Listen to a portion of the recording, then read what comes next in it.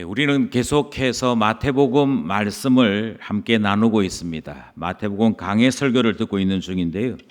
지난주에 우리가 들었던 설교의 내용은, 말씀의 내용은 예수님께서 고향에 가셨으나 배척을 당하셨다 하는 말씀이었습니다. 그것이 13장 마지막 부분에 등장하는 말씀이었습니다.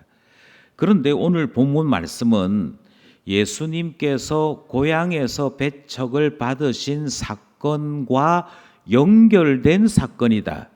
바로 그 사건 다음에 일어난 사건이라고 하는 의미로 전달되고 있습니다. 1절 말씀을 함께 다시 합독하겠습니다. 시작. 그때에 분봉왕 헤롯이 예수의 소문을 듣고, 본문이 시작하는 첫 단어가 그때에라고 시작하고 있습니다. 그때에라는 말은 예수님께서 고향에 가셨으나 배척을 받았을 때에라고 하는 의미를 담고 있죠. 그러니까 연결됩니다. 앞에 있던 이 사건하고 지금 이 사건이 연속되고 있다라고 하는 것으로 오늘 본문이 출발하는 것이지요. 어떤 점에서 이 사건이 우리에게 연속됨을 말하고 있는지를 우리는 살펴야 할 것입니다. 중요한 것은 이것입니다. 마태는 복음을 전하면서 지금 계속되어지는 사건이 따로 있는 게 아니고 하나의 메시지를 가지고 있다, 하나의 교훈을 우리에게 전하고 있다 하는 의미를 우리에게 가르치고 있는 것이지요. 그러니 문맥이 흘러가는 대로, 본문이 흘러가는 대로 하나님의 음성을 들을 수 있어야 할 것입니다.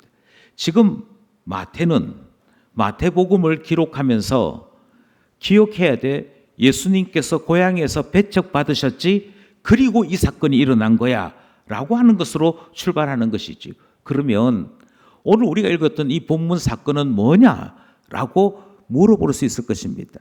우리가 함께 나누었던 이 본문 사건을 단 하나의 문장으로 요약하자면 세례 요한이 죽었다라고 하는 말씀인 것이지.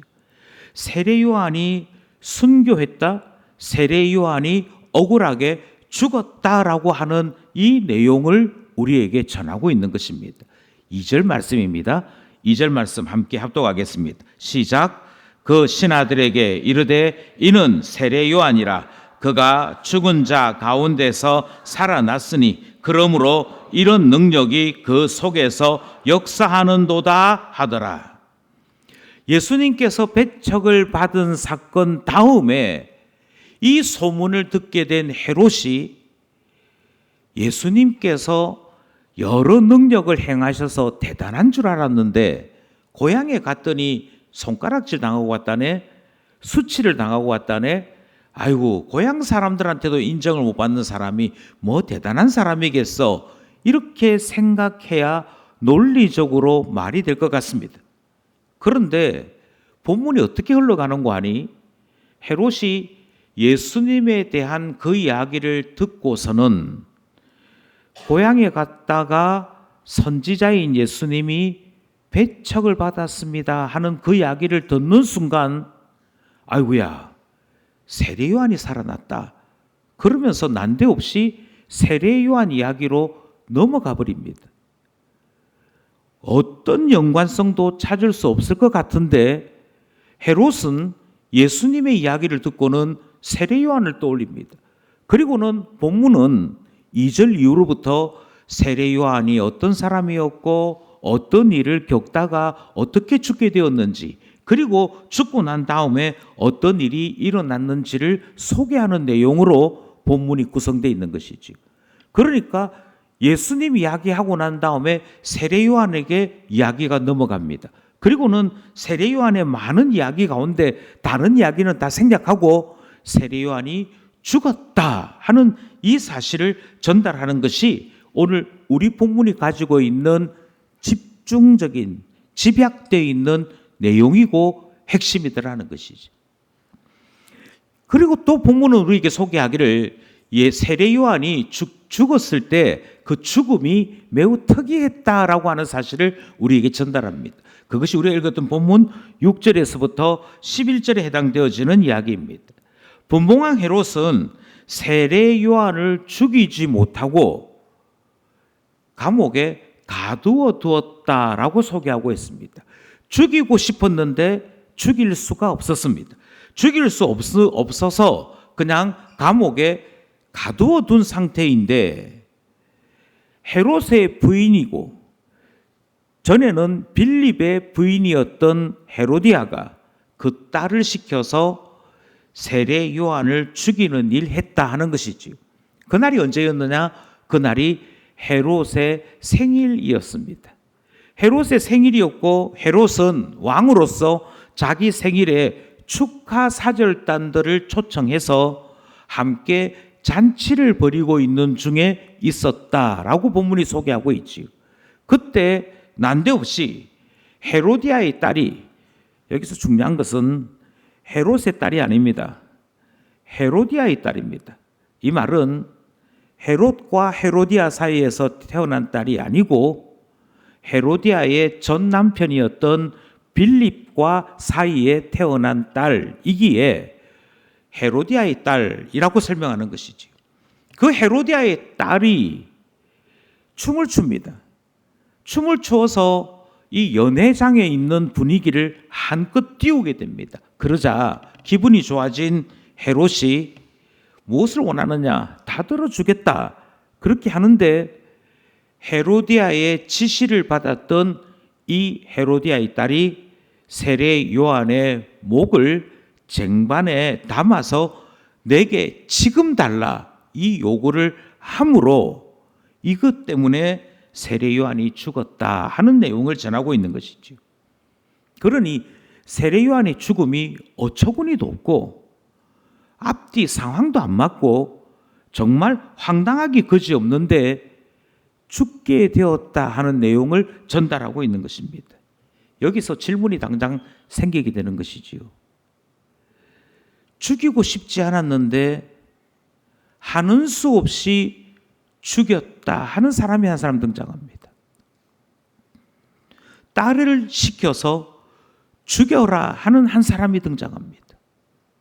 그리고는 그 말을 듣고 그대로 시행한 딸이라고 알려진 한 사람이 등장합니다. 질문은 이것입니다. 누가 세례 요한을 죽인 것입니까? 우리는 이 본문이 우리에게 던지는 이 질문을 심각하게 고민할 수 있어야 합니다. 누가 세례 요한을 죽인 것인가? 먼저 우리는 한 사람, 이 본문에서 자주 등장하고 모든 대화를 이끌고 있는 주인공 역할을 하고 있는 분봉왕 헤롯을 생각할 수 있습니다. 분봉왕 헤롯이 세례 요한을 죽였다라고 생각할 수 있다는 것이죠. 왜냐하면 우리가 읽었던 본문에 분봉왕 헤롯이 세례 요한을 죽이려고 했다 하는 말씀이 기록되어 있기 때문입니다. 그것이 5절 말씀입니다. 5절 말씀 함께 합독합니다. 시작. 헤롯이 요한을 죽이려 하되 무리가 그를 선지자로 여김으로 그들을 두려워하더니. 5절이 뭐라고 얘기하느냐면 세례 요한을 죽이고 싶었던 사람이 누구냐? 그 사람이 분봉왕 헤롯이다 라고 말하고 있습니다. 분봉왕 헤롯이라고 소개하는 이 말에 집중해야 합니다. 여기에서만 분봉왕 헤롯이라고 이야기하고 있고 그 다음에 이어지는 본문에서는 그냥 왕이라고 소개합니다. 분봉왕이라고 하는 것이 무엇이냐면 헤롯 대왕이 로마 정부로부터 왕으로 공인을 받은 명실상부한 이스라엘의 통치자였습니다. 그런데 기괴한 행동을 많이 했던 헤롯 대왕이 여러 명의 부인을 거느리고 여러 명의 자녀를 가지고 있었으나 그 누구에게도 후계자를 지명하지 않았습니다. 그리고는 죽게 됩니다. 그냥 죽게 되어지니까 자녀들 사이에 난리가 난 것입니다. 자녀들 사이에 어떤 난리가 나느냐면 아버지가 살아있을 때 나더러 왕대라 했다고 싸움이 생깁니다. 그러자 이 모든 일을 정리하기 위해 로마 황제 앞으로 다 같이 갑니다. 로마 황제가 가만히 보니까 장남을 왕으로 시켜도 차남을 왕으로 시켜도 또 그 뒤에 둘째 부인, 셋째 부인, 넷째 부인 거기에 있는 자녀를 왕으로 시켜도 이 문제는 해결될 수 없는 문제이기도 하고 그동안 헤롯 대왕이 가끔 로마 제국에 버릇없이 굴기도 했던 그것을 생각해서 로마 제국은 이 문제를 어떻게 처리하는고 하니 이스라엘을 지역별로 나누어서 각 지역의 통치자를 세우는 일을 했던 것입니다. 그러니까 명칭은 왕인데 사실은 한 지방을 다스리는 행정관 정도의 권력만 준 것입니다. 그래서 이런 왕을 분봉왕이라고 부르는 것이죠.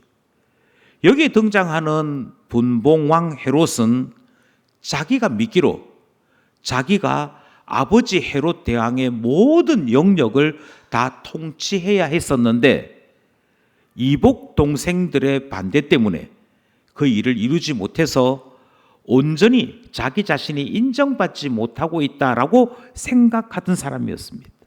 그래서 우리 성경은 헤롯을 소개하면서 분봉왕이었다.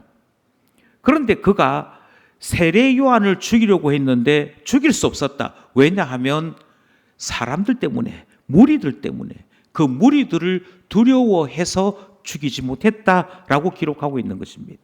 그러면 이 본문 말씀을 자연스럽게 한번 생각해 보십시오. 왕으로서 인정받지 못했습니다. 왕으로 불려지기는 하지만 아직 모든 권력을 다 가진 왕은 아닙니다. 그런 어정쩡한 입장에 있던 헤롯에게 필요한 것은 사람들로부터의 적극적인 지지가 필요했을 것입니다. 사람들로부터의 환호하는 열정이 필요했을 것입니다. 그래서 사람들에게서 이 사람은 너무 좋은 왕이에요.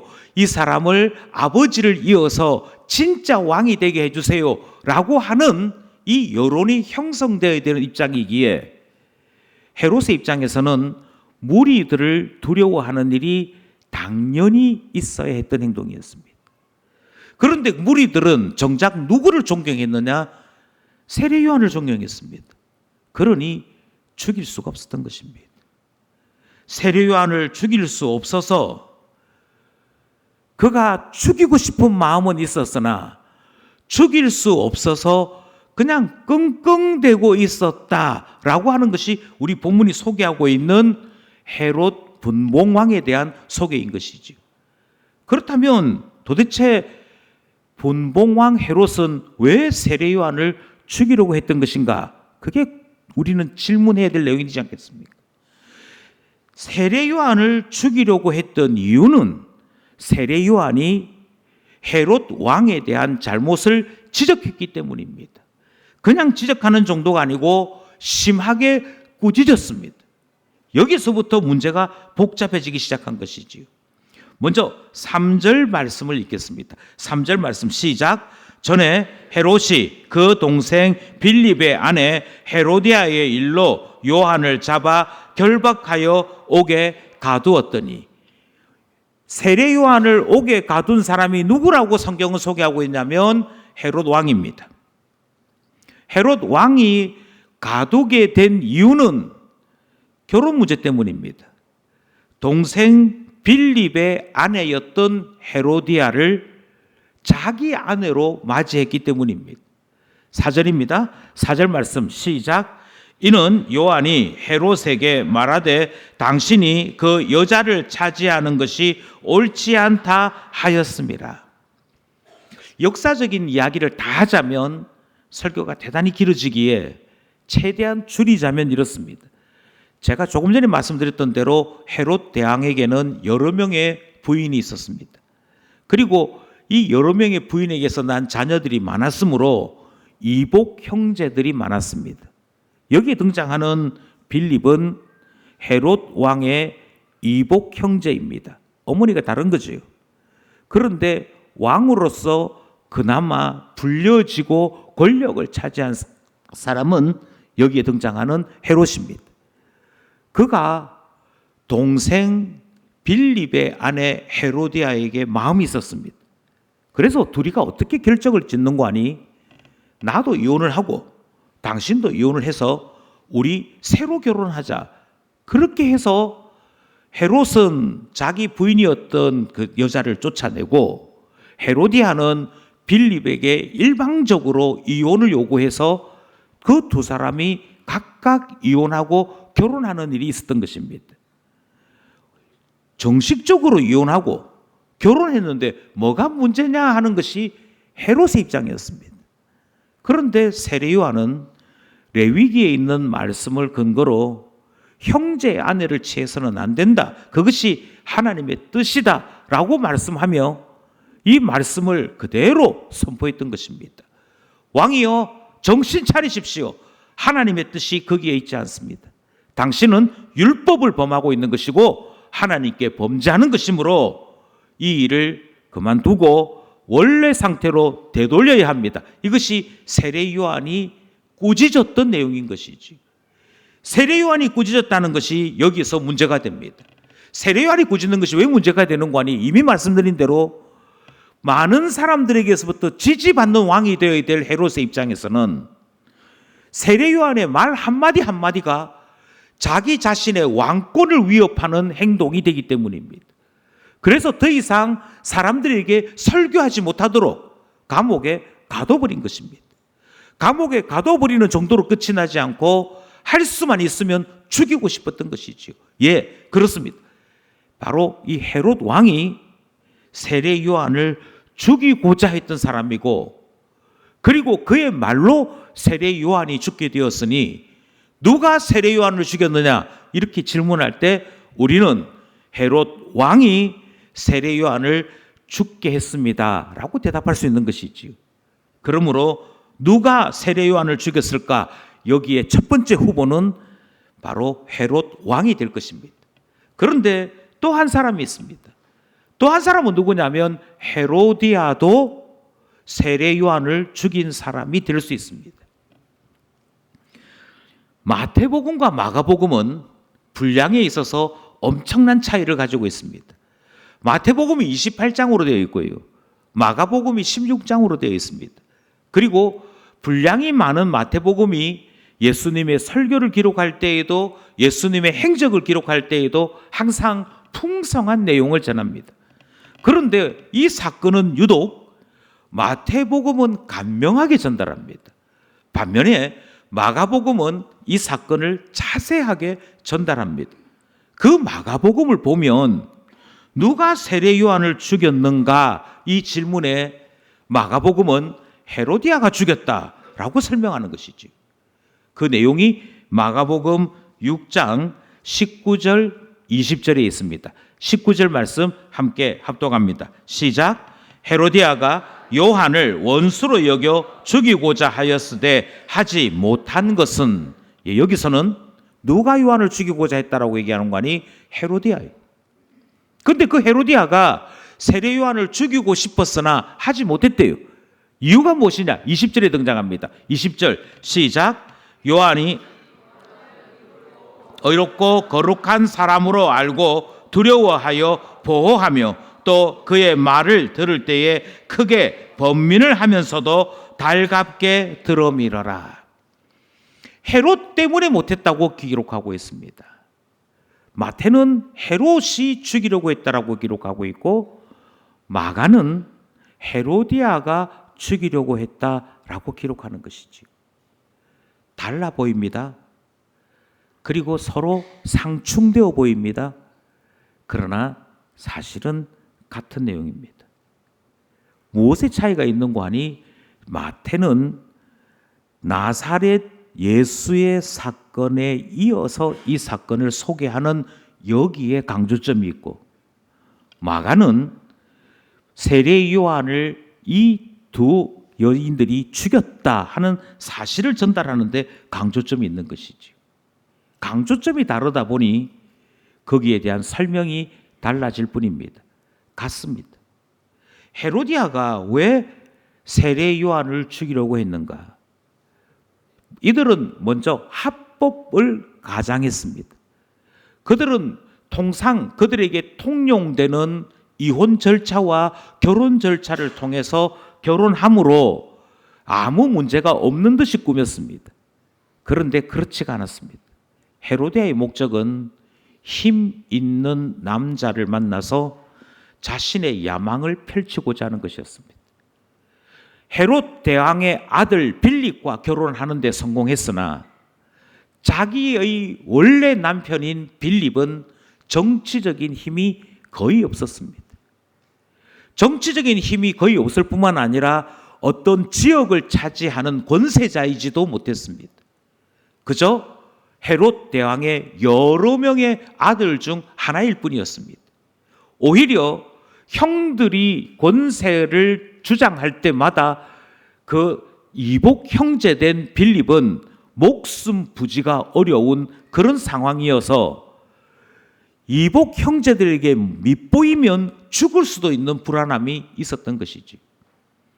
그러자 빌립의 부인이었던 헤로디아가 이렇게 힘없는 남자랑 같이 사는 것이 싫었던 것입니다. 그리고 가장 강력하고 가장 큰 힘을 가지고 있던 헤롯 왕에게 붙어서 자신의 권력을 누리고자 했던 것이지요. 그러니 이 일이 순탄하게 흘러가야 했습니다. 그런데 세례 요한이 갑자기 나타나서 이 모든 것을 방해하기 시작합니다. 심지어 이 결혼은 가짜고 결코 허락되지 않는 것이라고 외치기 시작하니 온 이스라엘 사람들이 다 요동치기 시작하는 것입니다. 선지자가 가르치는데 이거는 아니래, 이게 틀렸대 라는 소문이 번져나가기 시작할 때 야망가였던 헤로디아의 마음속에 저 세례 요한 내가 죽이고 만다 하는 생각이 있더라 하는 것입니다.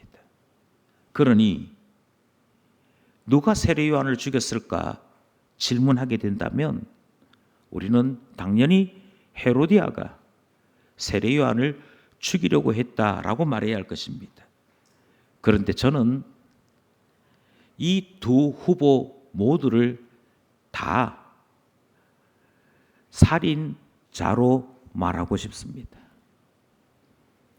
본문이 이야기하고자 하는 바, 이 헤로디아가 했던 그 내용이 구체적으로 언급되어 있고 남편인 헤롯이 한 행동도 구체적으로 언급되어 있기 때문이지.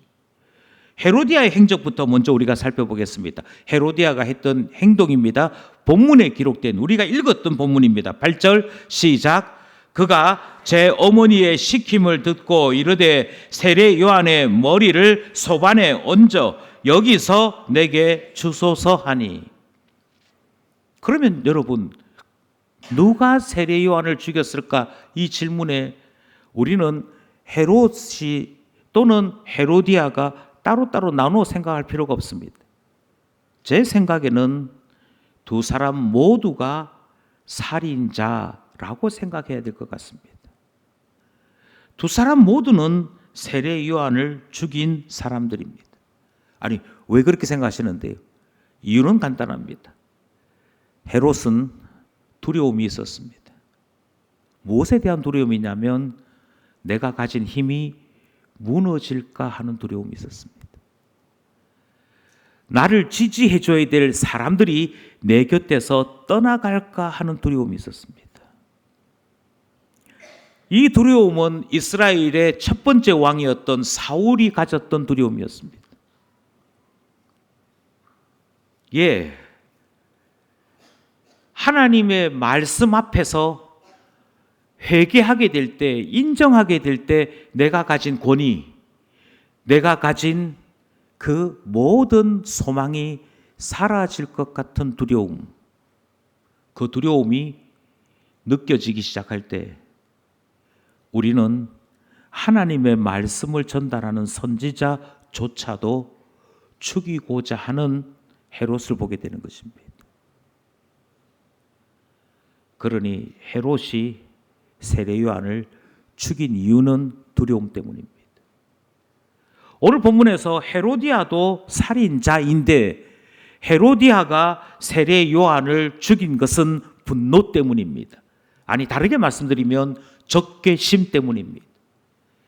누군가가 나에 대해서 당신 잘못되었어, 당신 죄인이야 라고 이야기하면 그 음성에 대해, 그 목소리에 대해 왜 이 사람이 나를 죄인이라고 생각하게 하지, 왜 이 사람은 나의 행동을 잘못된 것이라고 말하지, 그걸 생각하는 것이 아니라 저 사람이 나의 적이구나, 저 사람이 나에게 대하여 모독을 주는구나, 이렇게 생각하는 사람들이 있더라는 것입니다.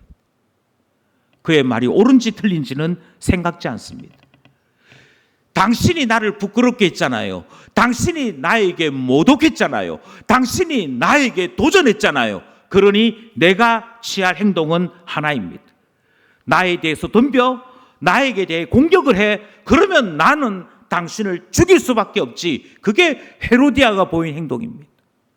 그러니 헤로디아는 자신의 명예, 자신이 생각했던 모든 계획에 대하여 공격을 가한 세례 요한에 대해 분노를 느끼고 적개심을 느꼈던 것이죠. 그 때문에 세례 요한을 죽이고 말았더라는 것입니다. 여기는 사실 한 사람이 더 등장합니다. 헤롯 왕과 헤로디아 사이에 한 사람이 더 등장하는데 그 사람은 헤로디아의 딸 살로메입니다. 역사학자들은 헤로디아의 딸 이름이 살로메라고 기록하고 있습니다. 이 살로메는 왜 세례 요한을 죽이는 일에 가담했던가? 불안 때문입니다. 살로메는 불안했습니다. 왜 불안했는가?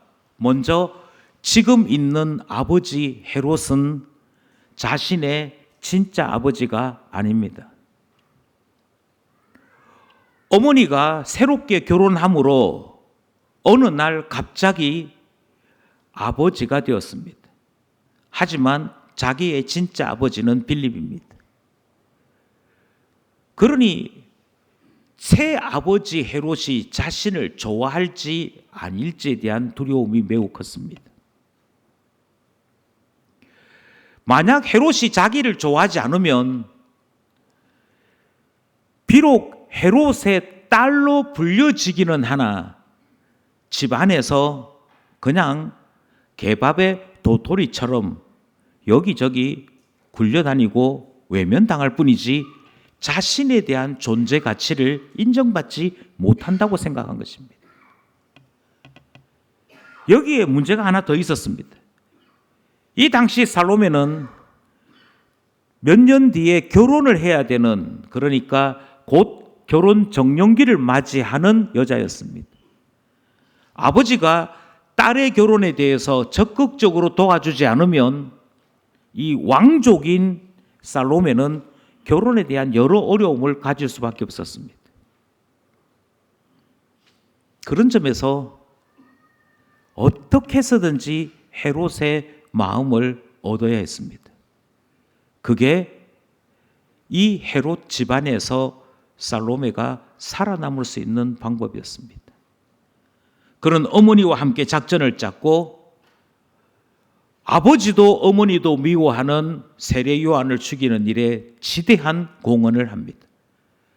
그리고 이 일로 인해 헤로디아의 딸 살로메는 자기 친아버지와 이름이 같은 헤롯 대왕의 이복 형제 빌립 왕의 부인이 되어 어머니와 같이 권세를 누리는 일을 행하게 됩니다.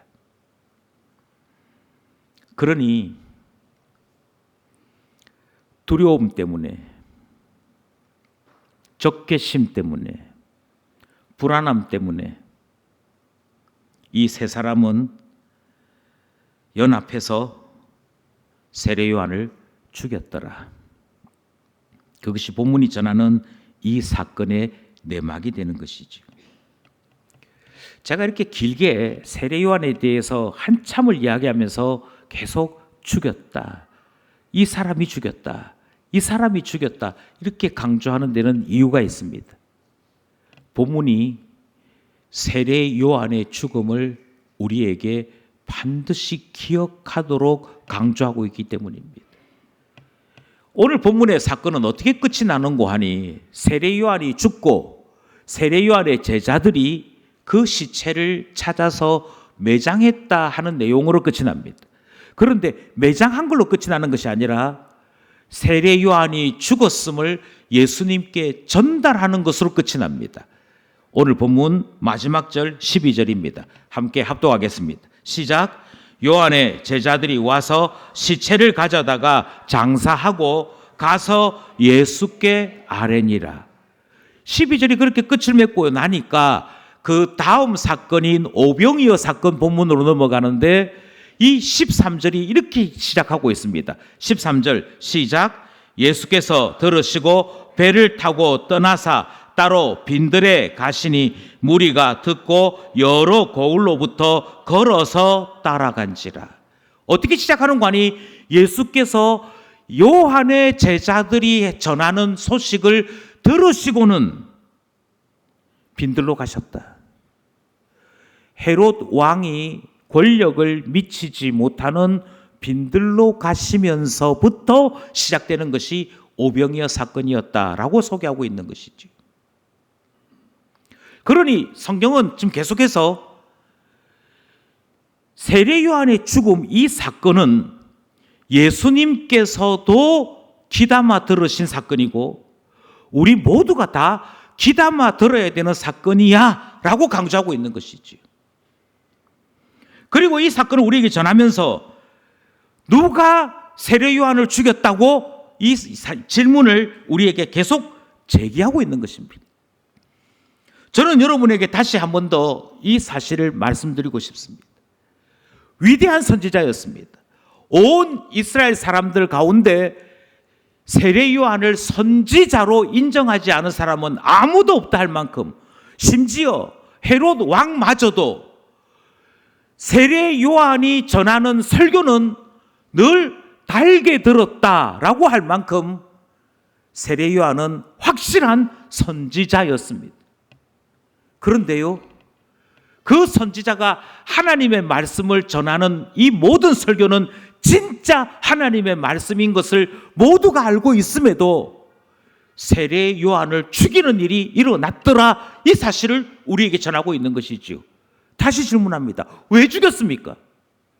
여기에 우리 본문이 우리에게 가르치는 바가 있는 것입니다. 예, 하나님의 사람이 하나님의 음성을 전하는 줄 압니다. 그렇지만 그럼에도 불구하고 우리는 얼마든지 선지자 죽일 수 있습니다. 얼마든지 하나님의 사람을 죽일 수 있습니다. 그 내용이 오늘 본문에 우리에게 전달되는 교훈인 것입니다. 어떻게 해서 세례 요한이 죽게 되었습니까? 예, 체면 때문입니다. 사람을 무서워하는 것 때문입니다.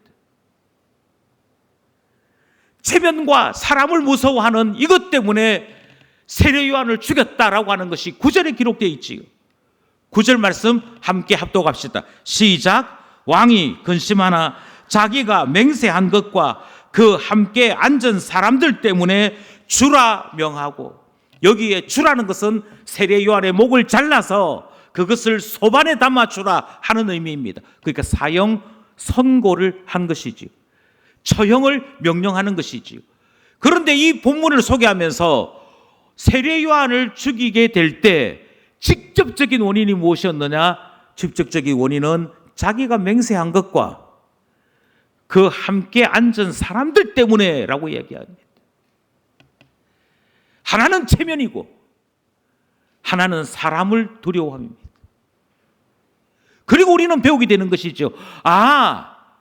세례 요한의 설교를 그렇게도 좋아했던 왕 헤롯은 그럼에도 불구하고 체면이 걸리면, 그럼에도 불구하고 자기 자신에 대한 위치와 사람들에 대한 두려움이 자기 속에 채워지면 얼마든지 하나님의 종도 죽일 수 있구나 하는 사실을 보게 되는 것입니다. 사실 헤로디아는 간사하고 악독하고 그러면서 잔인한 여자였습니다. 세례 요한을 죽이라고 아무리 말해도 남편 헤롯이 꼼짝을 하지 않습니다. 그러자 헤로디아가 정치적으로 헤롯 왕을 내몹니다. 헤롯 왕은 생일에 잔치를 마련하고 손님들을 청합니다. 여러분, 권력자가 어떤 특정한 사람들을 자기 생일 잔치에 청할 때 어떤 사람들 청하겠습니까? 자기랑 아주 가까운 사람, 가까워야만 하는 사람, 평소에 안 친한 사람. 이 자리에 정치인이 아무도 안 계시기 때문에 이 질문하면 오답이 나올 가능성이 100%지만 제가 다시 질문합니다. 가까운 사람, 가까워야만 하는 사람, 안 친한 사람, 1번, 2번, 3번 중에 누구를 내 생일 잔치에 초대해야 될까요? 예, 2번입니다. 가까운 사람은 이미 가깝기 때문에 초대할 필요가 없습니다. 이미 가깝습니다. 안 친한 사람은 생일 잔치에 초대하면 얹힙니다. 안 친한 사람은 어떻게 해도 안 친합니다. 이미 헤롯은 우리 이스라엘 사람이 아니고 왕으로 인정할 수 없다 이렇게 생각하는 사람 생일 잔치에 초대한다고 마음 바뀌지 않습니다. 그러면 누굴 초대하느냐? 헤롯이 생일에 초대한 사람들은 헤롯 입장에서는 자기 권력을 지키는데 반드시 필요한 사람, 이 사람들을 설득해야만, 이 사람들을 달래야만 그나마 안정적으로 왕의 지위를 유지할 수 있겠다 싶은 사람들을 초대한 겁니다. 근데 그거 아시잖아요. 이 사람이 나를 어떻게 생각하는지 뻔하고 나도 그 사람이 어떻게 생각하는지 저 사람이 알고 있는 그런 상황에서 잔치라고 불러들여도 분위기 썰렁한 것이지 않습니까?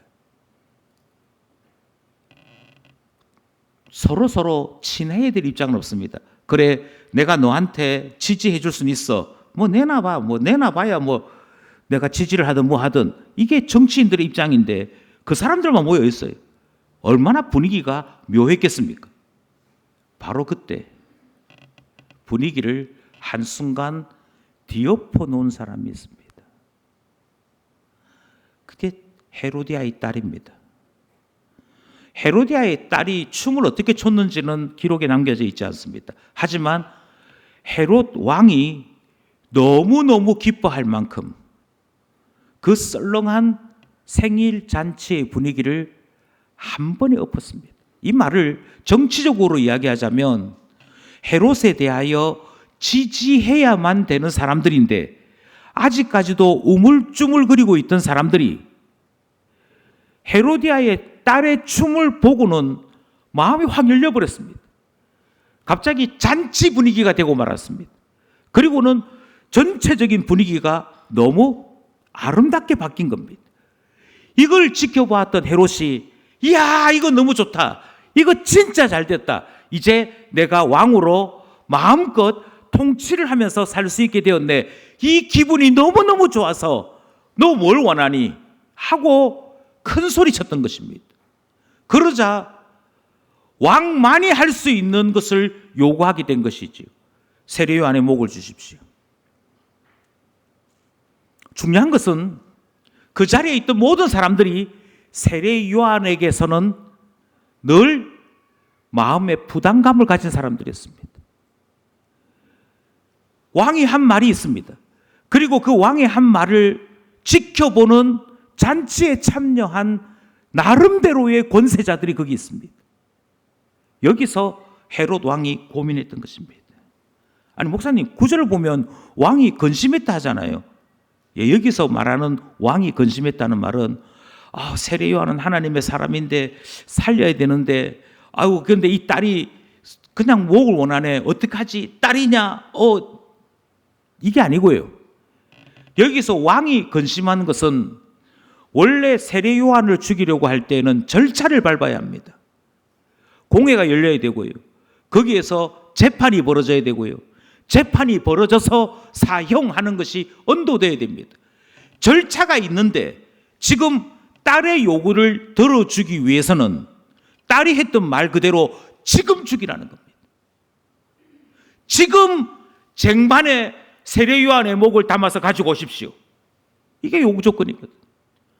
그래서 이 요구대로 하게 되어지면 왕으로서 무리들에게 미움받을 것이 더 분명했습니다. 무리들에게서 더 미움받을 것을 각오하고 여기에 있는 잔치 자리에 있는 사람들의 마음을 얻을 것이냐?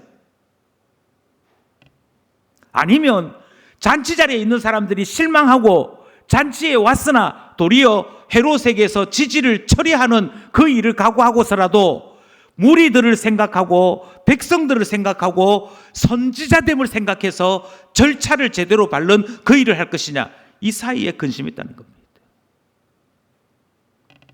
헤롯의 결정은 단순했습니다. 체면, 그것이 먼저였습니다. 내가 말했는데 내가 한 말을 내가 어기면 안 되잖아. 그게 더 먼저였습니다. 하나님의 음성이 어디에 있고 하나님의 뜻이 어디에 있고 무엇을 행하는 것이 의로운 것인가에 대한 것이 일절 없었습니다. 체면, 그리고 그 체면 때문에 결코 놓쳐서는 안 되는 권세자들,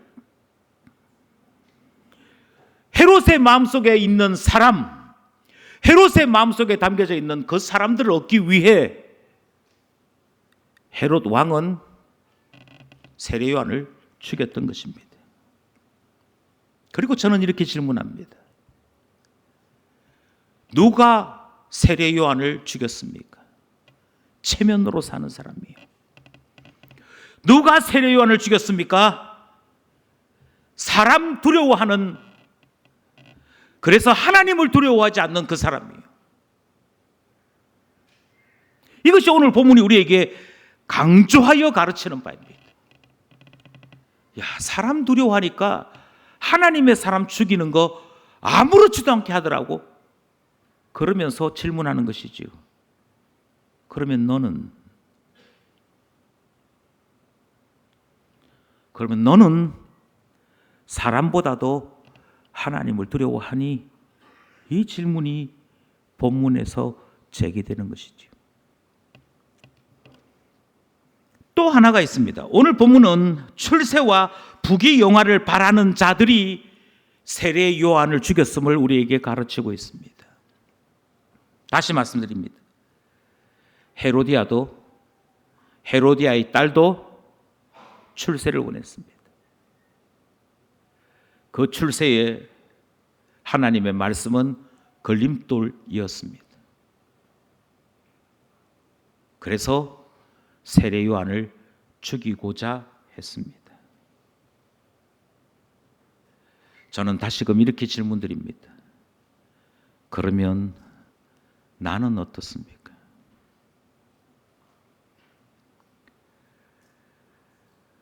회사가 원하면 얼마든지 주의를 뺄 수 있다라고 생각하시는 분들에게 다시 한번 이 본문의 교훈을 말씀드리고 싶습니다. 출세가 하나님의 말씀보다 앞서면 얼마든지 세례 요한 죽일 수 있습니다. 부귀영화를 바라는, 그래서 잘 먹고 잘 사는 게 인생 성공이라고 생각하시는 분이 있다면 제가 다시 말씀드리고 싶습니다. 그랬던 한 여인이 있었습니다. 헤로디아의 딸 살로메입니다. 그는 어머니의 부탁에 그대로 순종합니다. 그리고 어린 소녀가 감히 말할 수 없는 끔찍한 이야기를 아무렇지도 않게 새 아버지 헤롯에게 전합니다. 세례 요한의 목을 잘라서 이 소반에 담아 지금 내게 주십시오. 어떻게 이렇게 잔인할 수 있습니까? 어떻게 이렇게 아무렇지도 않게 하나님의 사람의 손을 댈 수 있습니까? 예, 우리 모두는 다 깜짝 놀라면서 이게 가능해? 라고 질문하지만 성경은 이렇게 말씀합니다. 출세가 먼저인 사람, 부귀영화를 꿈꾸는 사람, 얼마든지 이 일을 반복할 수 있다라고 말하고 있는 것 아닙니까?